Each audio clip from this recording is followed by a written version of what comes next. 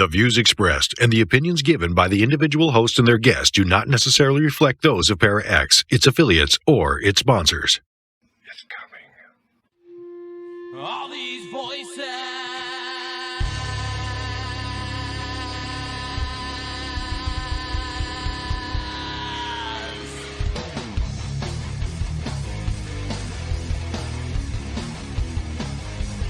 All these voices. They're not yours. You had no right to them when you were alive, and you have no right to them when you're dead. That's what it sounded like. Good, you know who I am. And you know I'm not playing. You're going to let those women go. In Jesus' name, you're going to let those women go. Is there a demon here watching us right now? I'm just watching this right now. Hello, everyone, and welcome to another episode of Staring into the Abyss. I am your host, horror author James Hershey Jr., and with me, as always, my co-host, old boy James Ash. How you doing, brother? Good evening, misfits, sugar ladies, monster lovers. How's your night, motherfuckers? This is the part of the show where I usually tell you tonight's show is going to be interesting and this is what it's on. I can't do that tonight because I really don't know what the hell we're talking about. This week is Old Boy's Pick. We're going back to that. The last couple of weeks we've had some breaking news type stuff that's happened. We had the UFO hearings in Congress. And then last week we did one on some stuff about Taylor Swift that was going on, about her casting spells on her audience that was kind of everywhere. The news was reporting it, everything. So our normal shows we had planned to do, we didn't do because of that. So since the last couple of weeks we've done breaking news stuff, we figured we'd go back to Old Boy's Pick this week and let him choose the show. So as usual, I have absolutely no idea what we're talking about. So I figure what I'll do is just throw over to Old Boy and let him tell you what the show's about. And we'll go from there. And I'll be back after he's done. So Old Boy, go ahead, brother. So tonight's show is going to be different.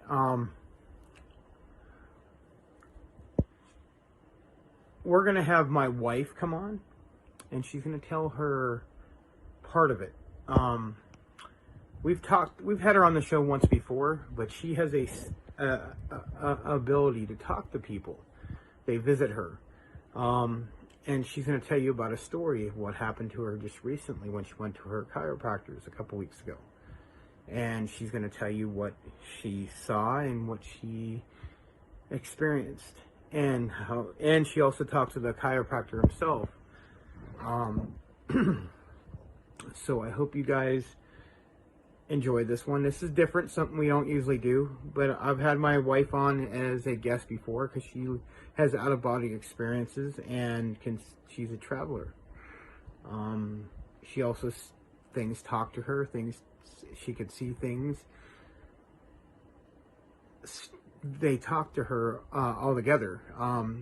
Now they actually just come and talk to her, like the Sixth Sense. They talk to her, and it's a very interesting story what she's going to talk about. I know if you guys check out, I think it's on one of our shows. I think it's about 4 or 5 months ago, maybe 6 months ago, maybe it's a little longer than that. She was on here talking about that. And what a traveler is, what she does is when she goes to sleep, she travels. Talks to dead people or dead things or spirits or other things, evil things sometimes. They'll touch her. We'll be watching TV and something will touch her. She'll see something walk by, or she'll say, "What did you say?" And I'll be like, "What the hell are you talking about? We're watching TV." And she'll say stuff like that. And I'm like, no. Now the gift I have is I've been able to see things now. I haven't been able before. I can hear things and things talk to me, and I dream about things, but now I can see things sometimes. The other thing is I know things. Give her some time. She's not the best, she's never done but one other show before, so be patient with her, guys. So I hope you guys like what she's going to tell you. She's a really good person, very nice, very sweet. I would have married her. So I'm going to let my wife take over in a minute, but I just wanted to give a little bit of an intro to that. I know James is going to after my wife's done talking, he's going to say what his opinion is and what he thinks. And from there, we'll go from there. So I hope you guys enjoy the show and enjoy misfits, motherfuckers. Here you guys go. My wife. Hello, everybody. My name is Jackie Ash. I am Old Boy's wife. So I wanted to share something that happened. I'm not sure if you are aware that I get a lot of information or a lot of communication from the other realm, but I have to constantly be, blocking everything just because it's too much. It's a little bit too much information. It's too much energy that I have to put out. Otherwise I just, hear everything. So about 2 weeks ago, I was at my chiropractic appointment, and usually I am really zoned out. He does electrodes. I don't know if you guys do any chiropractic work, but he does electrodes on my back. I've had issues in my lower back for a while now, and I completely go on a REM sleep. REM sleep is the deepest sleep and the best sleep you can have.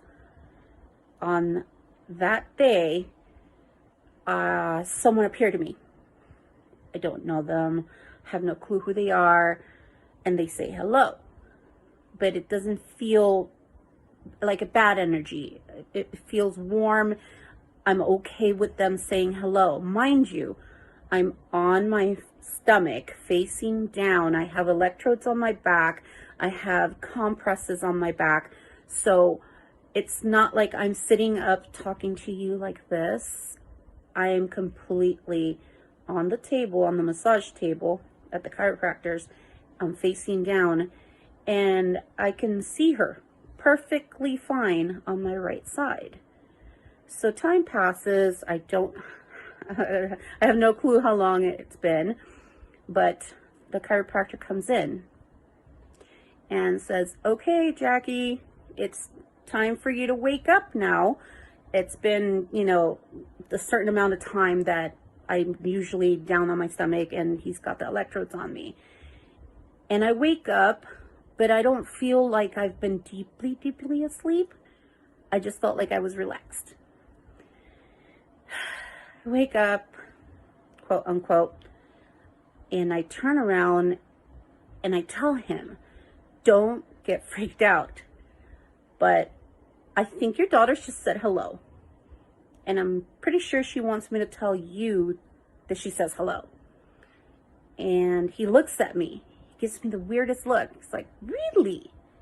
My chiropractor is very on the vibe. He's very in tune with the energy around him. He tells me that he has been communicating with her. I say, "That's wonderful. How have you been communicating with her? Do you see her? Does she appear to you?" And he tells me no.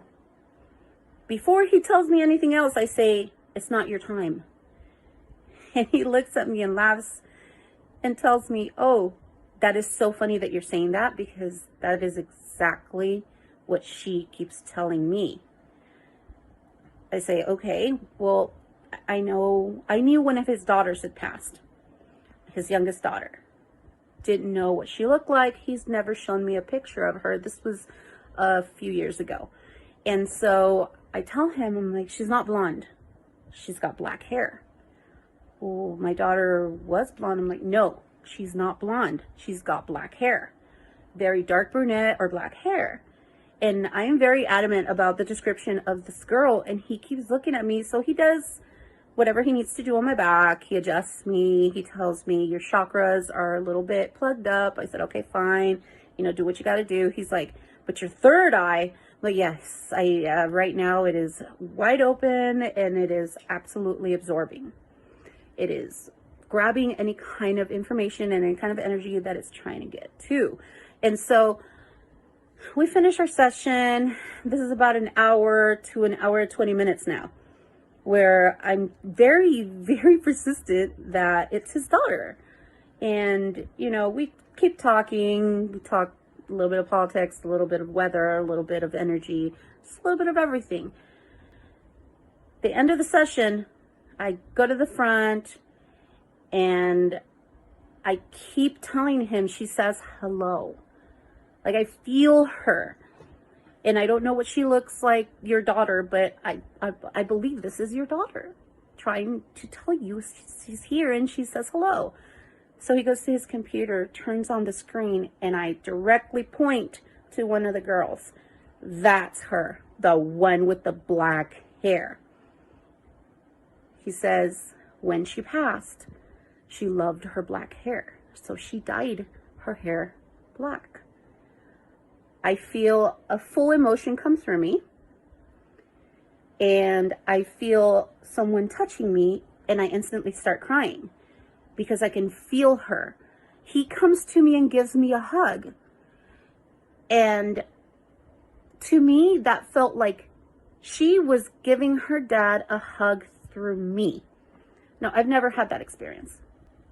I've never had either an entity or a spirit or any kind of energy communicate that way for me to relay a message.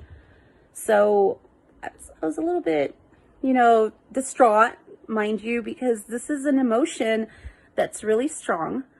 I'm very empathetic. I'm a very, very strong empath. And so I tell him, this is her way of giving you a hug. She can't be here physically, and she knows that now she knows that I can actually talk to you and relay a message. And I instantly felt her. Like, it was so much love toward him, and tears are streaming down my face. He says, it's okay, it's okay. Like, I'm the daughter that he's been talking to. So that was pretty intense for me. And I've been getting messages, and I've been getting, little whispers here and there. But that one was pretty significant because I did not know what his daughter looked like when she passed. He'd never shown me a picture of her, and I described her to the T. Length of hair, features, everything. So I wanted to explain how I work. Certain people have certain gifts. Others don't have a gift, but are very talented in certain things that they do. I myself, as previously said, I'm an empath. So I absorb energy. I can feel energy. I'm also a traveler and a receptor. It's been more recently that I've been able to relay messages. And a few years ago, someone told me, which at that time I didn't believe, they tell you things and you don't believe them. But I was told that I could be a very good, how do you say, like a seer, you could say. I did not for the life of me think that, just because I knew where things were, or I felt things, or I was very instinctual, you could say. I've been like that ever since I was a kid, ever since I was a child. That, there's been situations when I was a child where that I felt things and I knew they were there, but I didn't know how to explain it just because of the way I was brought up. But as an adult and opening up myself to my own energy and realizing that I do have that kind of energy to be able to talk and absorb information that someone is trying to relay is really, to me, it's gratifying to be able to communicate like that and to be able to relay messages. I'm hoping to be able to open up a little bit more. Obviously, I'm going to be very careful, because if you open yourself up to everything. It's not just good spiritual. It could also be negative spiritual. So I will definitely have to be very careful in the times that I'm going to open myself up in relation to energy and moon-wise and all of that. If you follow that, perfect. You'll understand exactly what, I'm trying to say.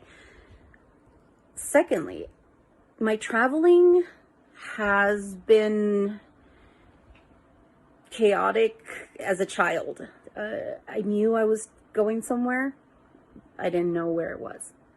And I figured as an adult, again, it takes a long time. It takes years.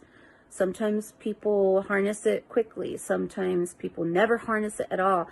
And in my case, I was able to finally understand and know what I'm supposed to do in order for me to be able to do it. A lot of the times my insomnia is either a good thing or a bad thing. A good thing where I don't have to listen to everybody, because when I'm asleep, that's when it happens. I'm asleep and I'm in a zone and I get people talking to me, trying to pull me one way, trying to pull me another way. I've been woken up several times, people screaming in my ear. They call me by name. They know my name. They absolutely know my name. So they call me by name. They tell me they want to go somewhere. I haven't slept walk in a long time, but my husband, James, old boy, the first time that I was sleepwalking, he kind of got freaked out because he didn't know I was sleepwalking. But a lot of the times when I do that, it's because I'm talking to somebody or following somebody or leading somebody. And my body could be here, but, I don't think that my body stays in the bed at all times. And as hard as that is for me to really, really grasp, it's just something that I've noticed. The times that I do stay in bed and I've seen myself down there, it's like, dang it, again. You realize sometimes you're so into your sleep that you're out there, you're walking around, you're doing whatever you need to do, and it's you're seriously just out of your body, and your body's right there and taking a nice nap while you're walking about. And I always tell James, I went on a walkabout, kind of roaming around, don't know where I was, but I know I was somewhere. I've come back with bruises, I've come back with bite marks, and I've had some scars where I've been in bed, but I haven't been in bed, if you know what I mean. One of my other gifts, some people will call it a gift, some people will call it a curse. I chose to call it a gift. I can smell a lot of the spirits. They smell different to me. Some smell sweet, some smell sour, some smell very earthy. If somebody is around me that is very, very, a very strong spirit, they really want to make an impression, I absolutely smell them. I've smelled them in the car. I'm driving to work. There shouldn't be any kind of smell in the car, but I've smelled cigars in the car. Full-blown cigars. Like, you can smell the stogie smell in the car. And there's nobody else in the car because I'm driving to work. And this is, 5 a.m. Who else is going to be in the friggin' car but me? That's it. Been out and about in, one of our investigations. And one of my first times that I really, really smelled something was around someone. There was a person right next to me, and I kept telling them, you smell. Absolutely, you smell. You smell. You smell too sweet, and I need to stay away from you. You're just not good. And she looked at me, and she did not believe me. Someone snapped a picture, and we're standing next to each other, and they could actually see an outline where something was literally on her back. They showed us the picture and I said, told you so. You smell. And it wasn't them, of course. It was the entity that was on her, but she had something on her and I knew I needed to stay away. So, yeah, it comes to me. I could smell, funky smells. Other people can't smell and they tell me I'm crazy. They tell me, no way, it doesn't smell. I don't smell it. Well, just because you don't smell it doesn't mean I don't. That's one of my talents, to be able to sniff them out, I guess. We're going on an investigation. I could be one of the investigation hounds. I don't know. But there's several things that I'm discovering now as I'm older and I'm calmer and not so chaotic. Like when we're young, we're very chaotic. Our brain is everywhere and we want to do everything. And now that I'm a lot calmer and I believe I'm embracing what gifts I have more, it's a lot easier to either control them or know when or how often to use them. Just wanted to clarify some of the things that happen to me, that can happen to anybody. Anyone can have those gifts, but they don't realize they're gifts. They just think they're weird or odd or just, not all there. I want to thank James Hershey Jr. and my husband, Old Boy, for letting me talk and explain and speak about my experience and the things that I can do or the gifts that I have. It's very interesting. It's very fun to be able to explain things and have people know and understand a little bit more about certain things that we can do. I want to make sure that we are all educated in what we can and cannot do. I'd also like to give a shout out to Staring Into the Abyss for such a great and amazing show. I love you. Thank you so much for everything. Okay, so that was a fairly interesting story. First of all, let me say you're very welcome for having you on. You can really thank Old Boy because I had no idea, but you're always welcome. It was an interesting story. I enjoyed hearing it. I don't really know where to go from here, so let's just do it this way. First of all, let's talk about the story that you told.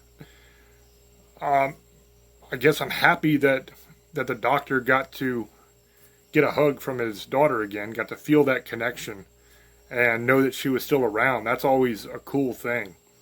A lot of times when you work cases, that's kind of what you get on some of these low-level cases is you get relatives coming through that just want to let whoever know, their husband, their kids, whatever, know that they're okay and that they're doing okay and that they're happy and all that kind of jazz. So that's not really out of the realm of the ordinary. It's always a cool experience when you get to be part of that, to where you can kind of see that person as it kind of dawns on them that they're actually getting to communicate with their relative one more time, Also, I think that the word that you're looking for to describe what you're doing, I would say is psychic medium, because it goes beyond just kind of being an empath and be able to feel other people's feelings. I mean, you're able to describe what this woman looked like and able to communicate with her and pass that message along. So that's a hell of a lot more than just an empath. That's a psychic medium right there. So you were saying as you were going along, you were getting stronger as you went along in years, and that makes sense as well, because that's kind of how it works. It develops that way. You start off low, and then you kind of build your way up as you get older and you get more experience using your gifts, and as your gifts just get stronger over time. I don't really have any gifts as far as being able to see spirits or anything like that. I approach each case as almost as a detective. You know, I want to go in there, and the first thing I want to try to do is to disprove whatever the claims that are being made are. Now, I don't tell the clients this. I'm not going to go in there and say, okay, I'm going to prove you wrong. I'm going to show that you're full of crap. I don't do that. And most times, it's not that the client is full of crap or that they're trying to pull one over on us or just get famous or any of that kind of stuff. It's almost never that. Usually what it is, it's something that is totally innocent, that they are reading more into the situation than what's there. For example, we had a case one time where people were hearing doors slam downstairs all the time, and what sounded like knocking and walking around and footsteps and that kind of thing. And it was really freaking the family out, and they wanted to know what the hell was going on, as you would imagine, you know, somebody would want to know. And so we went in to check the place out, and the area that they were hearing the activity take place was down in the basement. And the way that the house was laid out was you had the main floor where you go into the home, then you had a floor above it, and then you had a basement below. Okay, that basement below had a bunch of windows in it, and it had a separate door that exited out the back. So I thought, okay, there's a lot of possibilities here for what could be making that noise. Whenever you get a knocking sound of footsteps, like a banging, like a door closing or something, there's multiple things that it could be that aren't paranormal, okay? You've got, in a lot of older houses, you've obviously got the settling sounds of the house settling down. That's a given. And most people that live in older houses, they kind of know those sounds already. So usually you don't get called in for something like that. But it's always a possibility if somebody just moves into a place that's old and they've never lived in an old house before. You also have, if you have a furnace downstairs, you have that sound. And a lot of times with an older furnace, it'll sound like knocking and banging going on down there, because that's literally what's happening inside the furnace, is it's knocking. Okay, so a lot of times that can be responsible for the sounds that they hear. In a place like this place, it had a lot of windows downstairs and an extra door downstairs that went outside. So whenever you have that situation, you always have the possibility of a breeze going through. A lot of old basements, they would actually have spaces underneath that were open so that the wind could come through, so that if the basement took on water, it could kind of air dry out. You see that with a lot of houses from like the 17 and 1800s. So if it's an old house, there's always that possibility as well, that you have air moving underneath the house, and that's what's making the sound. You're hearing that it's air moving something, and you're thinking it's a paranormal experience. This house was an old house, but what it turned out to actually be was one of their basement windows was open. It had a screen in it. No critters would get in or nothing. But they leave the windows open on the one side and the window open on the other side to kind of create this cross breeze to go through and kind of air out the basement and keep it fresh, so it doesn't smell like moldy and musky and everything, right? So I went down there and sat for a while just to kind of get a feel of it and to see if I heard anything or what was going on. And I noticed that every once in a while, when the wind would blow, like fairly significantly, not a little breeze, but when it was a decent little, I'm not talking hurricane, I'm talking just a little breeze, right? Not a tiny breeze, but a little bit of air coming through. When it would blow through, it would move the door that was down there that separated the one room from the other room in the basement. So it would make that door kind of go back and forth. It would make a kind of creaking sound, right? So I thought, well, that's interesting. So I sat there for a little bit longer, and then a really good wind came along, like a good gust, and it actually slammed the door. The door slammed, and it coincided with the wind picking up, because I could hear the wind picking up through the window. I could hear it. And then, boom, the door slams. Now, it was an old door, so it didn't slam and stay shut. It kind of slammed and popped back open. And I thought, wow, that's probably what they're hearing up there, is that door slamming. Because they're telling me that they're hearing a door slam down here. What sounds like a door slam, and what sounds like somebody walking around. And I thought, well, that's kind of interesting. So I sat there for a little bit longer, and every time the wind would pick up, the door would move. Sometimes it would move fast if it was a bigger gust, and it would slam and pop back open. Sometimes if it was a lighter gust, it wouldn't slam. It would just kind of slowly move and make that creaking sound, smack into the frame, and kind of come back out. Slowly, though. So what that sounded like was a thum, thum, thum. That almost could sound like footsteps from upstairs, I thought. So I decided I'd check EMF. I'd check all that stuff while I was down there. I tried to do a little bit of a spirit box session. I didn't get any response. I didn't feel anything. Nothing else seemed out of the ordinary. A lot of times when you go in these places and they are actually haunted, there is an actual spirit there, especially if it's a malevolent entity or a demonic entity. You can kind of feel that when you walk in the room. Now, like I said in the beginning, I don't have any special powers or superpowers or any of that nonsense, right? I'm not a psychic at all. I'm not talking about I pick up some psychic vibe, there's something down in there. But it's almost like, you know, right before you're going to get in a fight, where you just know that you're about to get in a fight. You know it's about to pop off. You get that feeling. It's almost like the hair stands up on the back of your neck and you get those kind of goosebumps and you kind of get amped a little bit. And you're like, oh, here we go. I can feel it. It's thick. You know what I mean? You can feel it in the air, that tension. That's kind of the feeling that I'm talking about. When you walk into a place that has something evil in it, you get that feeling, that malevolent feeling. It's almost like you could reach out and grab it in the air. It's so thick. And you can literally just, as you walk in, you're like, oh man, you can feel it, you know? And you get that eerie feeling like you're being watched and you're kind of on edge, like you're getting ready to go into a fight or something. That feeling is usually what you get when there's something dangerous in a house. Now, I don't think that's a psychic thing. That's just somebody who grew up in martial arts. I mean, I've studied martial arts my entire life. I fought for quite a while. I'm a big guy, so I got a lot of street fights. I've had a lot of tournament fights. I've studied my whole life in martial arts. So I am very aware of my surroundings at all times. When I walk into a place, I'm always scanning, looking around, seeing where the threats are coming from, right? Because that's kind of what's drilled into you over the years.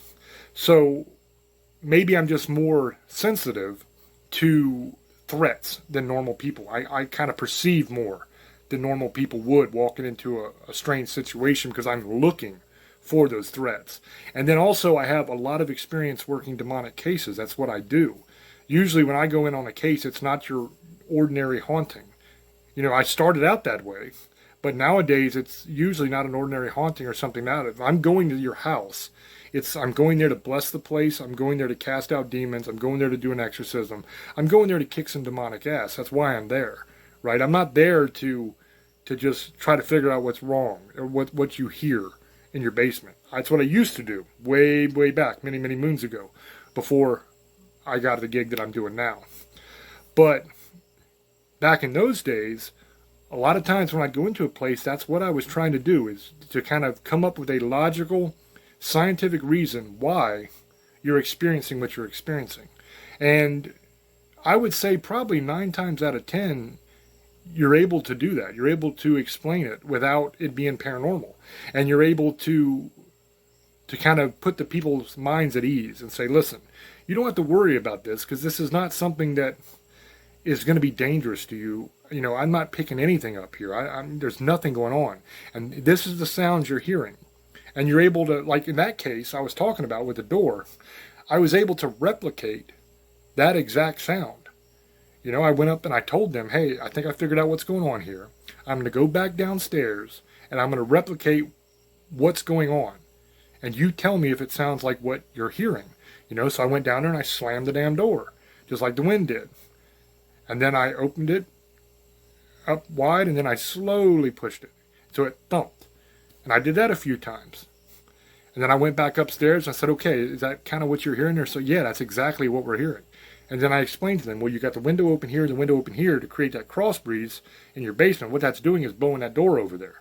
And it's smacking into the frame. And because it's an old-ass house and it's settled weird, it doesn't sit flush. So when the door closes, instead of just closing like a normal door would, it's kind of banging against the frame and bouncing back. I said, that's what you're hearing. You know, there's nothing going on down there that I can see. You know, I didn't experience anything. I was down there over an hour by myself. I didn't experience anything. You know, I didn't see anything other than the wind blowing the door. So a lot of times you are able to have a logical, good explanation that can put everybody's mind at ease, and it's not a big deal. Now, on that other case, remember, 9 out of 10, so you got that 10th case. 10th case, sometimes you do actually have a haunting. But then out of your hauntings, the majority of those are nothing. They're no big deal. It's just some spirit that's there, not causing any trouble. It might scare the family a little bit because who wants to see a ghost in their house? Like, normal people don't.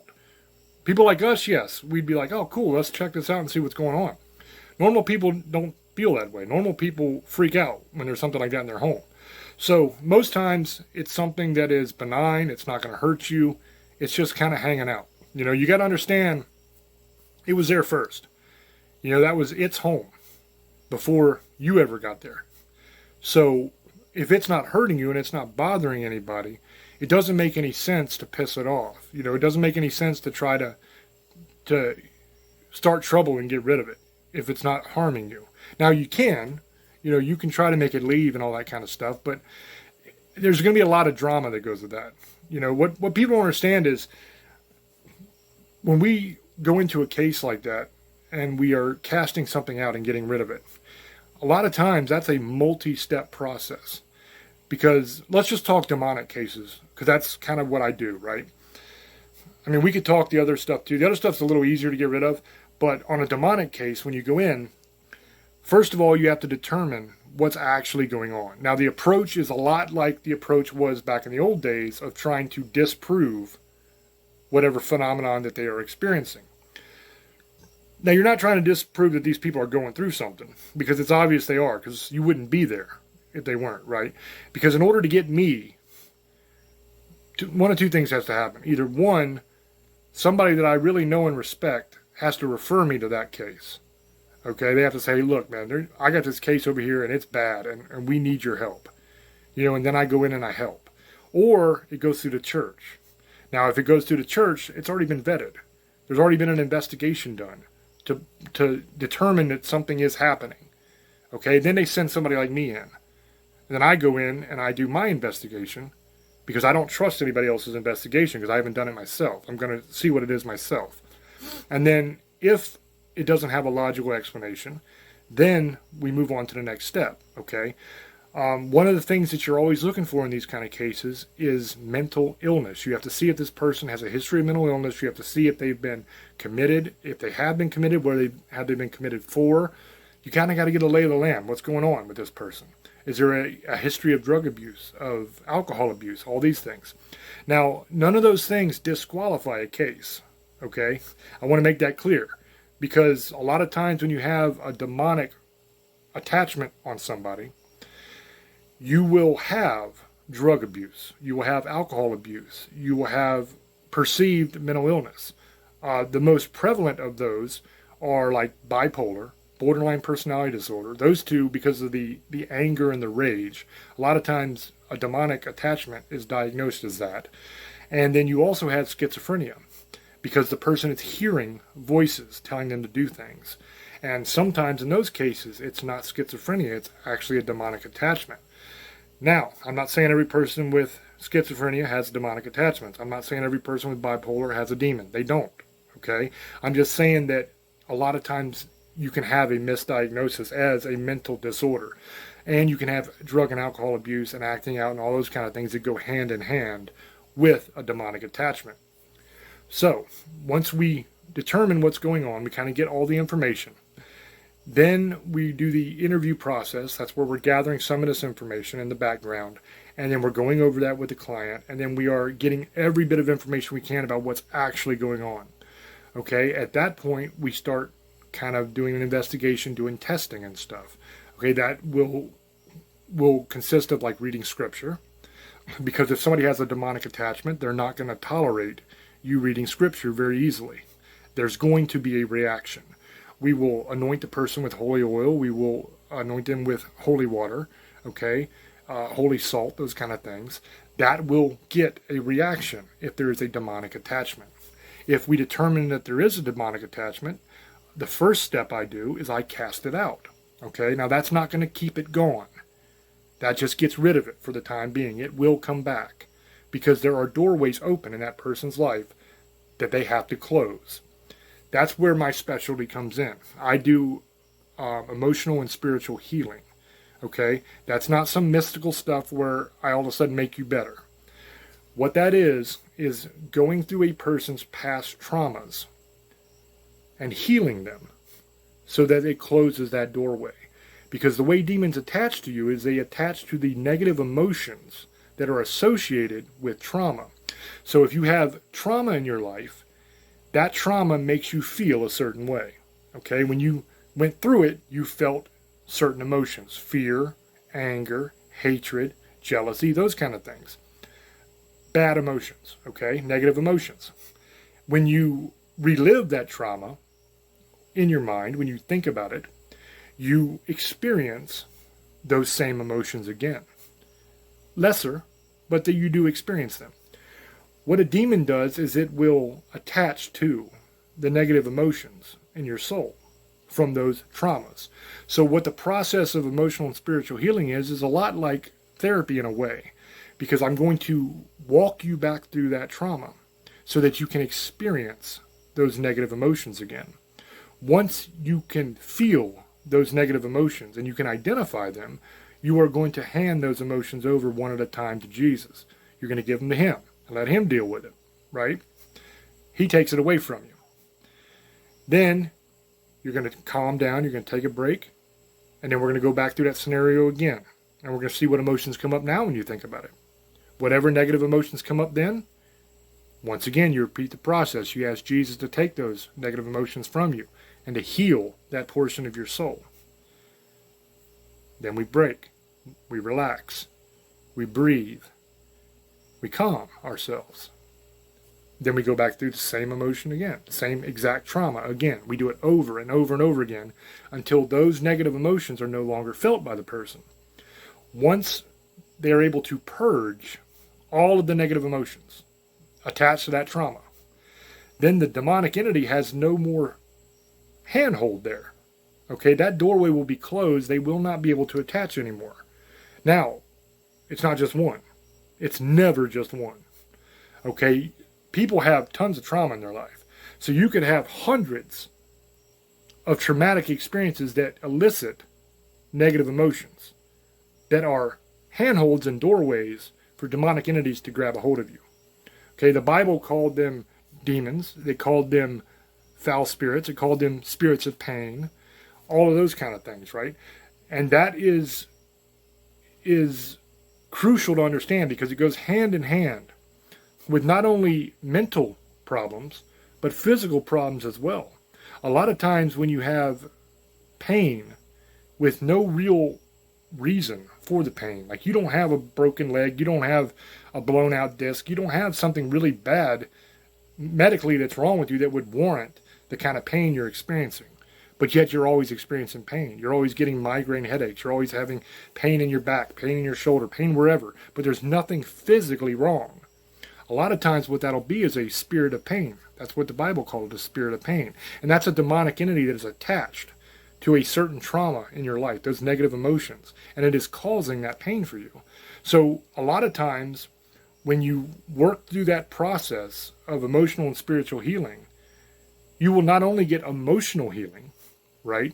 You will not only get spiritual healing, but sometimes you actually get physical healing as well. Sometimes when you remove the attachments, you remove those demonic entities from you, the physical maladies kind of work themselves out because there was nothing really physical wrong in the first place. It was the demonic entity that was causing that pain to you. Now you might be watching this. If you have no experience in the paranormal and you don't, or you're just like a weekend warrior that watched Ghost Adventures a couple times and now you think you're a paranormal investigator, you might have absolutely no idea what the hell I'm talking about. And you might think, this sounds nuts. This dude's crazy, okay? I get that. Trust me, I get that. I ain't got nothing against you for it. But what I'm telling you is I've been doing this for decades, okay? I know how to get rid of demons. I know how to break those attachments. I know how to close those doorways. Now, after all of that's done, after we go through all the trauma, we close all the doorways, we get rid of all the demons, and I cast them out. over and over and over again. Each time we come up to a new trauma, we cast that demon out. We hand that emotional pain, that negative emotion over to Jesus. We close that doorway. Every time we complete one and we move to the next, right? Once they're all done, then that person has a chance to be free of all of it. But there's a maintenance that has to happen throughout your life.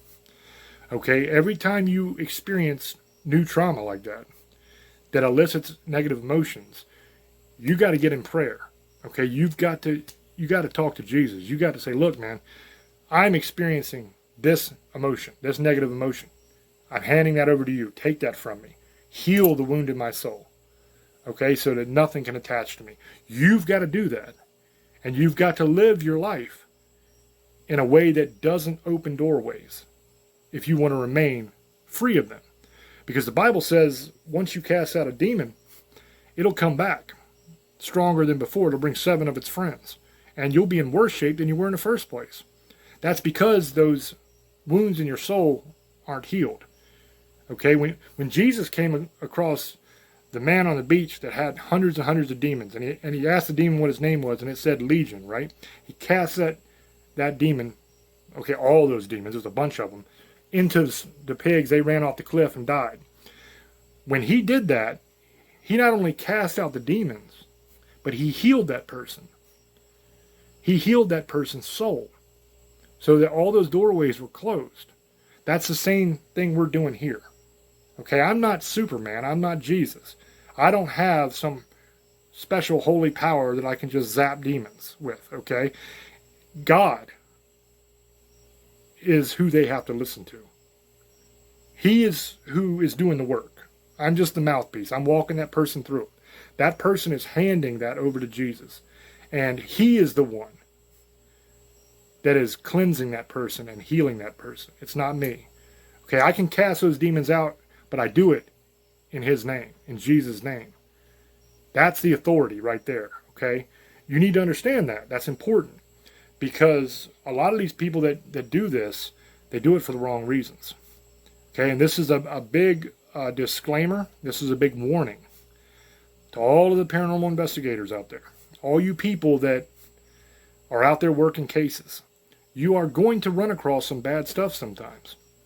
And if you are going into it with ego, trying to lift yourself up, to glorify your name, right? To make you bigger and better. If you are going into it, as old boy would say, to be famous, or to try to get the credit, if that makes sense, to act like you're such a badass that you're able to take on this. I'm not afraid of this. I'll take it on. All this kind of stuff, right? That inflated ego, that bravado. You're putting yourself in danger because it's not you that has the power to cast these things out. It's God. Okay? Without his power, you can't do anything. I don't care what you try to do. I don't care what crystals you bring to the party. I don't care how many times you chant weird shit and twirl around in a circle. Whatever y'all do, I don't care what it is. You're not casting a demon out without God. Because the demon's going to laugh at you. It ain't going nowhere. It don't care what you say. It doesn't care if the person who it is attached to doesn't want it there. Unless somebody comes along that can cast that thing out, it's not going anywhere. And it don't matter what you say or do. You can do all your spells, you can do all your rituals, you can do all that stuff you want. Burn all the sage you want, all that stuff. It's not going to affect it. It's just going to make things worse because it's just going to do worse stuff just to taunt you. It's God that can do it. And without his power, you can't do anything. You know, and that's important for all of you to remember when you go on a case that might have a demonic entity. If you don't know what you're doing, if you don't have, as the Bible says, that faith of a mustard seed, you're in big trouble. Because it can follow you home. It can attach to you. It can wreak havoc on you and your family. You got to be prepared. You got to know what you're doing. If you don't know what you're doing, call somebody who does. Get with somebody who can actually help you. Too many times we've seen, and we actually worked a case there in California once, where another investigator came in and had no idea what the hell they were doing. And the original haunt that the person was going there to investigate and try to deal with was just an ex-boyfriend who had died, who was just being a prick, harassing the woman just because he was a dirtbag, right? That's how he was. Easily taken care of if you know what you're doing. But instead, this guy goes in, taunts the thing because he's seen too many episodes of Ghost Adventures with old Zach tight t-shirt doing his little yelling at the spirit thing, right? And all he does is piss him off and make it worse. And not only that, he had attachments because he has been going to all these places and doing investigations with no idea how to protect himself, no idea how to make sure nothing attaches to him or follows him home.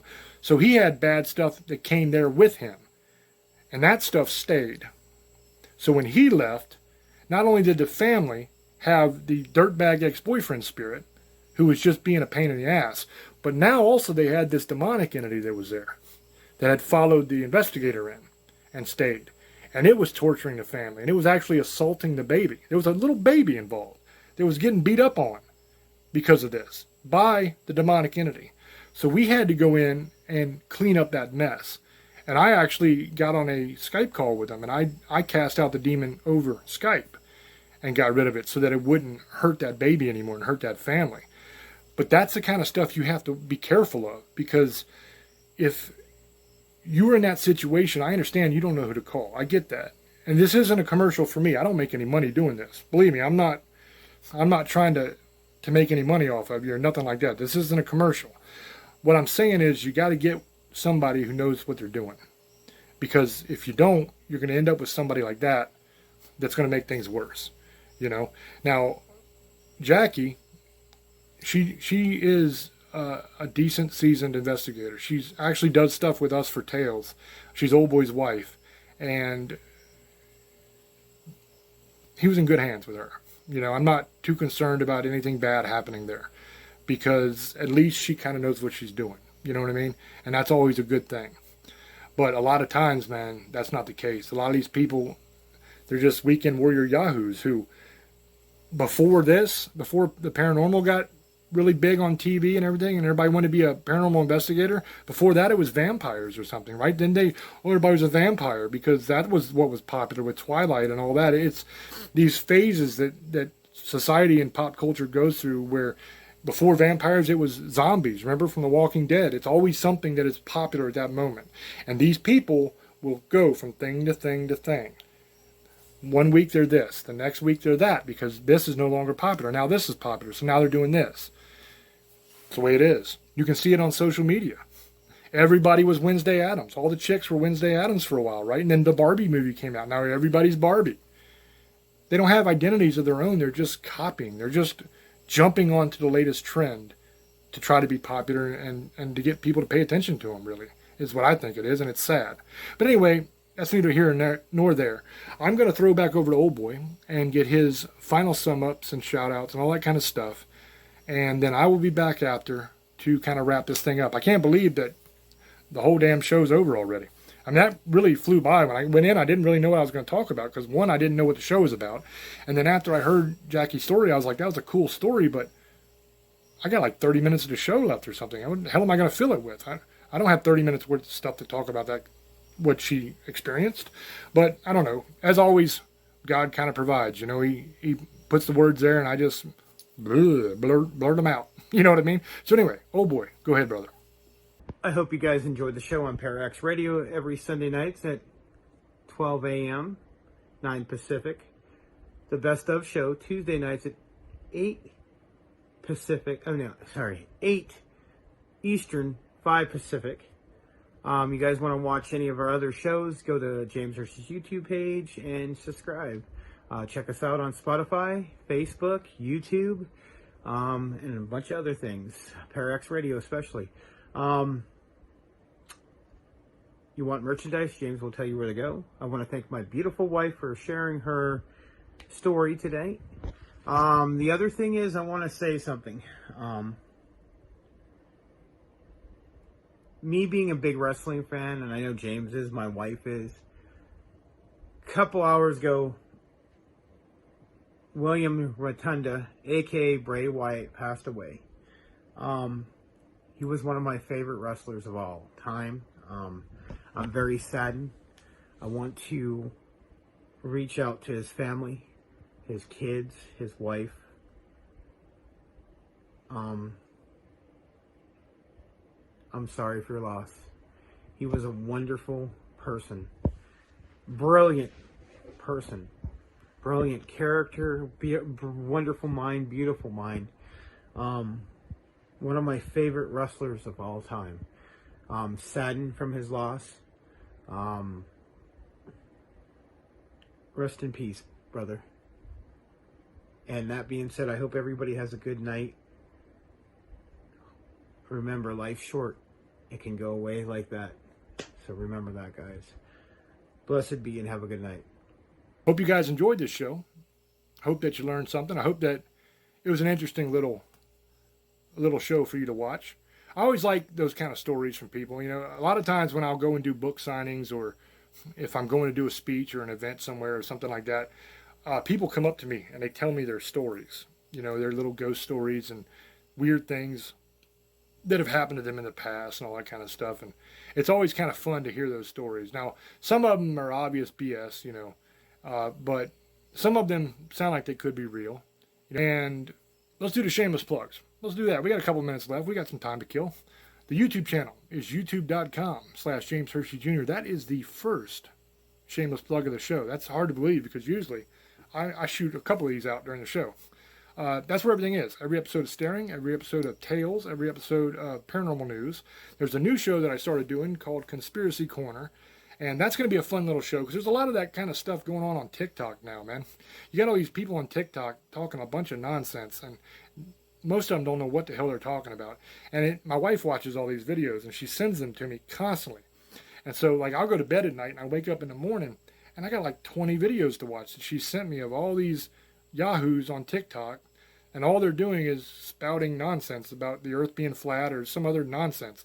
And there's a bunch of different conspiracy stuff that's involved in that. And in that, there's actually some that are kind of interesting and might be legit. So since I'm watching that stuff anyway, I figured some of the more interesting ones that I think are, hey, that's kind of cool. Maybe people would like to hear that. I'll kind of pass those along, you know, and do a little video on them, and we can talk about it. Then the one I'm going to do next, I think, is I'm also going to kind of get into some of this demonic stuff with celebrities, because that's kind of what I do, is demonic cases. So, you know, some of this stuff opens up doorways, the music you listen to, and because you're willingly putting that in your body, right? You're listening to those songs, you're willingly going through that, watching the rituals. So I think I'm going to start covering some of that kind of stuff. So that'll probably be the next video I do, is a music video by some popular musician that's demonic as hell. You know, I won't actually show the video because I don't want to get a copyright strike, but we'll handle it. We'll go through the lyrics. We'll do some screenshots of the video. I'll kind of break it down and explain the different symbolism and what's going on in the video. I think that might be kind of interesting. At the very least, it's information that is important, you know, especially for parents, because you don't want your kids to listen to that kind of stuff. But anyway, that's probably what will be next. I hope that you guys stay tuned for it. I hope that you give that show a chance. It's not going to be an hour like this. It's going to be probably 5 minutes, 10 minutes, 50. It's going to be like a paranormal news video, basically. It's however long it warrants being, but there's no real set time. So that'll be coming to the channel soon. There's already 2 videos up. I made a playlist for it on youtube.com/James Hershey Jr. Shameless plug number 2. I squeezed 2 in the last couple minutes. Man, I'm a legend. So check that out. I think that you'll like it. I love you guys. I appreciate you guys. And as always, it's up to you to make up your own mind. I'll catch you on the next one. Till I speak to you again, love many, trust few, and do harm to none. God loves you, and so do I. Bye-bye.